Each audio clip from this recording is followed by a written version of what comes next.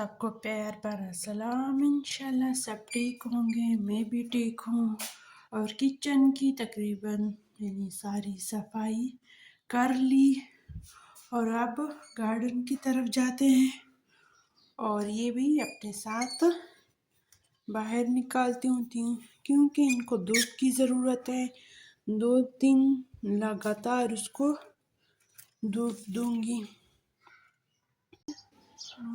इधर रख लिया, धूप लगवानी है। और दूसरा काम जो है यहाँ पे वो ये है, इस गुलाबों की कटाई होगी आज। मैंने थोड़ी देर भी की लेकिन फिर भी सही है क्योंकि इसके ये जो शाखें जो निकल आई हैं इससे पहले मुझे इसकी कटाई करनी चाहिए थी। करते हैं इसकी कटाई पे।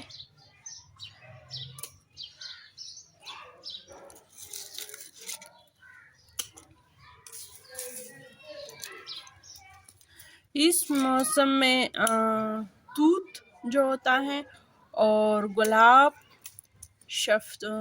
शफ्तालू और अनार, इसकी कटाई इस वक्त होती है।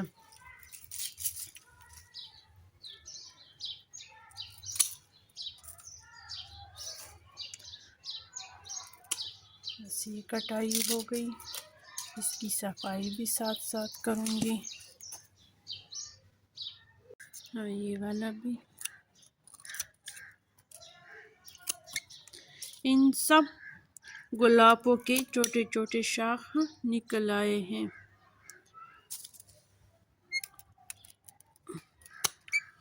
देखो ना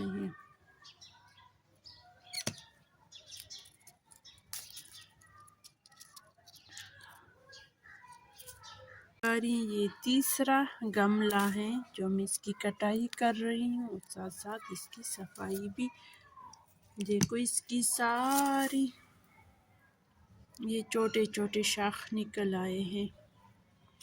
अब दिल नहीं करता, सीधी गलती की है मैंने।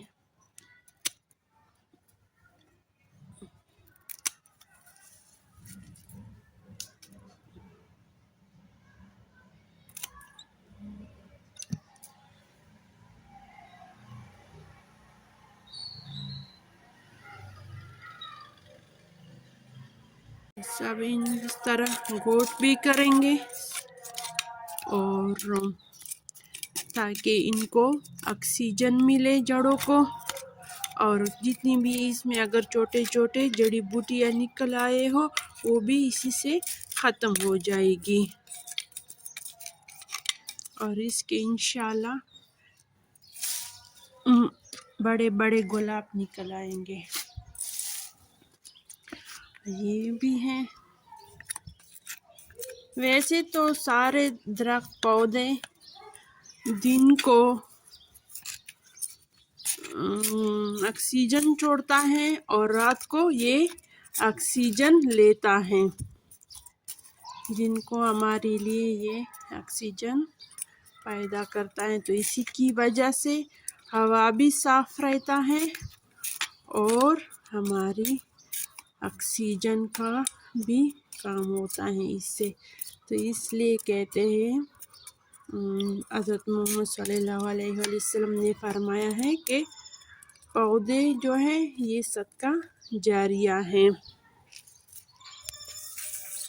और गांव के लोग कहते हैं ज़्यादातर कि रात को दरख्त के नीचे ना सोया करो या ना जाया करो,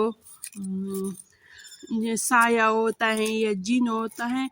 आज अगर हम गांव में जाओ, अगर आज भी हम गांव में जाए तो बहुत से लोग ऐसे ही कहते हैं कि रात को दरख्तों के नीचे ना जाया करो। तो कुछ भी ऐसा नहीं होता, ये सिर्फ ही इसी वजह से होता है कि रात को ऑक्सीजन लेता है। जो भी बंदा अगर दरख्त के नीचे सोता है या देर तक वहाँ खड़ा भी रहे तो उसकी तबीयत ख़राब हो सकती है, क्योंकि दरख्त भी ऑक्सीजन उससे सारा ले लेता है और कार्बन डाइऑक्साइड जो है वो छोड़ता है। तो फिर हमारी तबीयत में ज़रूर फ़र्क आ सकती है, क्योंकि वहाँ पे कार्बन डाइऑक्साइड ज़्यादा हो जाता है। तो ऐसा साया वाया कुछ नहीं होता।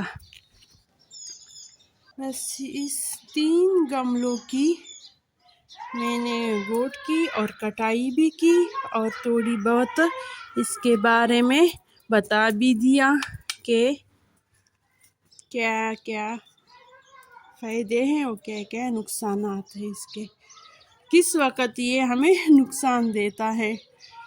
वैसे तो पौधों की कोई नुकसान नहीं होता।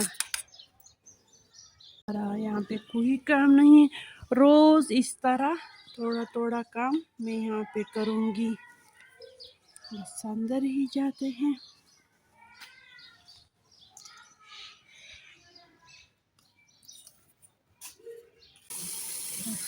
ये कूलर मैंने भर दिया, थोड़ा पानी ज़्यादा हो गया,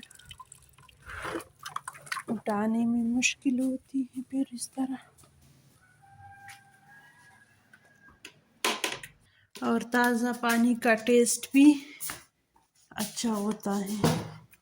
और आजकल तो सर्दियां हैं, थोड़ा गर्म भी पानी हो तो अच्छा लगता है। और जैसे भी छुट्टियां हुई है मैं हमेशा वॉक के लिए जाती हूँ और आज भी जाऊंगी।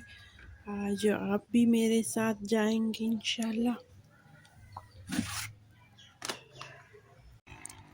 इस रोड के दोनों तरफ खेत हैं और इस तरफ भी है, लेकिन हम इस तरफ जाएंगे।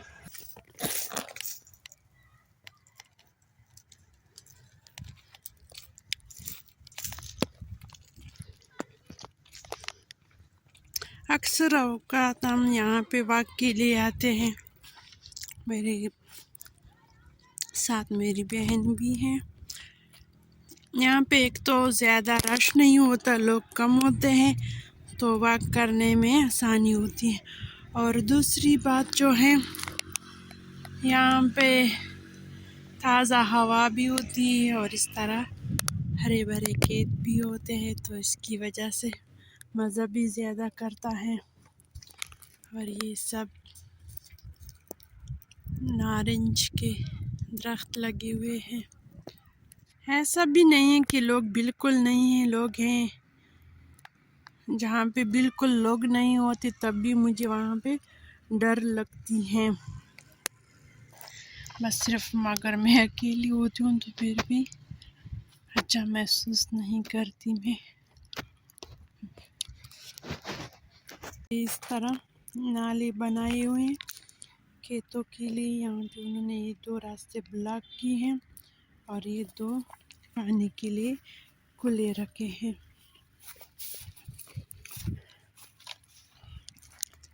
ये सरसों का खेत है सारा और इस तरफ ये गंदम है। ये सरसों के फूल भी लगे हैं। अगर इससे साग बन जाए तो मज़ा आएगा, लेकिन मैं ये इससे एक पत्ता भी नहीं तोड़ूंगी क्योंकि यहाँ पे किसी ने लगाए हैं।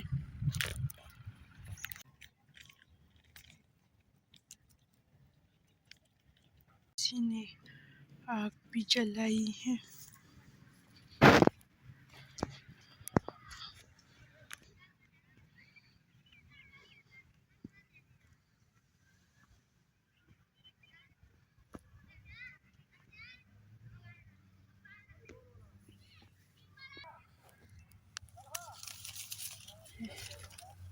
ताज़ा ताज़ा नारंग है।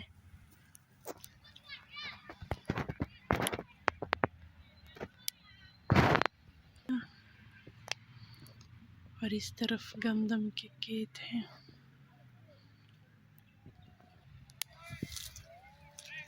किस किस को चाहिए नारंज? ज़्यादातर यहाँ पे लोग नारंज तोड़ने के लिए और साग तोड़ने के लिए भी आते हैं, लेकिन मुझे तो नारंजों की ज़रूरत नहीं है। यहाँ पे बहुत से लोग वॉक के लिए भी आए हैं।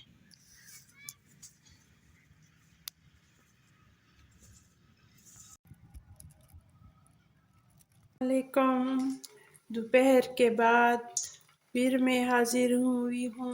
ये शाम का वक़्त है, 7 बजे का टाइम है और मैं बना रही हूँ चिप्स बच्चों के लिए और अपने लिए सूप की रेसिपी मैं आपके साथ शेयर नहीं करूँगी, क्योंकि इसकी रेसिपी मैं आपके साथ एक दफ़ा शेयर कर चुकी हूँ। तो आप भी कहेंगे कि इस चिप्स में ऐसा ख़ास क्या है जो ये रेसिपी हमारे साथ शेयर कर रही हैं। इसमें जो असल चीज़ है, ये मैं इसमें ये कॉर्नफ्लोर डालती हूँ। ये कॉर्नफ्लोर मैं उसी ही वक़्त डालती हूँ जब फ्राई करते वक़्त। इसको अच्छी तरह मिक्स करेंगे, फिर इसकी चिप्स क्रिस्पी और मज़े के बनते हैं, क्योंकि इस आलू के सारे मसाम बन हो जाते हैं, फिर ये पानी नहीं छोड़ता और जल्दी भी पक जाते हैं। ये फ्राई करने में टाइम कम लेता है और ये इसका कलर सफ़ेद होता है, ज़्यादा ब्राउन नहीं होता। जिस तरह KFC के चिप्स जो होते हैं ना वाइट, ये उसी तरह बनेंगे। ज़्यादातर लोग इसमें मैदा डालता है, लेकिन मैं मैदा नहीं डालती, क्योंकि जब उससे और बहुत सख्त बन जाते हैं, फिर बच्चों के मुंह में दाने वगैरह निकल आते हैं, उसकी वजह से, खासकर छोटे बच्चों की।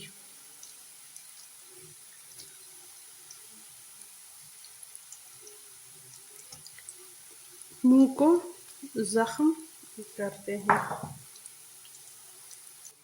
और ये सूप के लिए मैं तैयारी करती हूँ, साथ साथ चिप्स भी बनेंगे और ये चिकन चेस्ट है मेरे पास।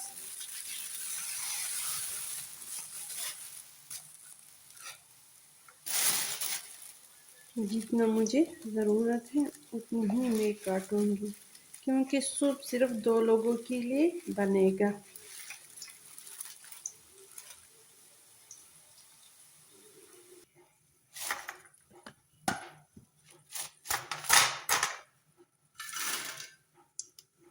और आलू को इसी तरह खुश्क रखना है, इस तरह पानी डालने की ज़रूरत नहीं है इसमें।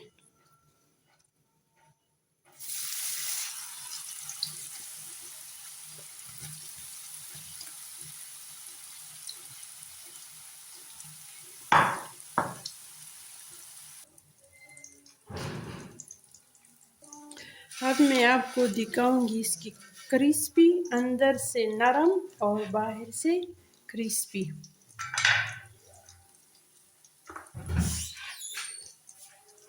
अब ये देखो, इसकी आवाज़ से भी पता आपको चल जाएगा, और ये बिल्कुल नरम और कलर भी सफ़ेद है। तो और एक गलती कभी भी मत करना, चिप्स को पहले से नमक नहीं लगाना चाहिए, इससे और भी ये मुरझे मुरझे बनेंगे, और बाद में पकाने के बाद इसमें नमक डालें। अब दीजिए इजाज़त, अल्लाह हाफ़िज़, खुश रहो, आबाद रहो।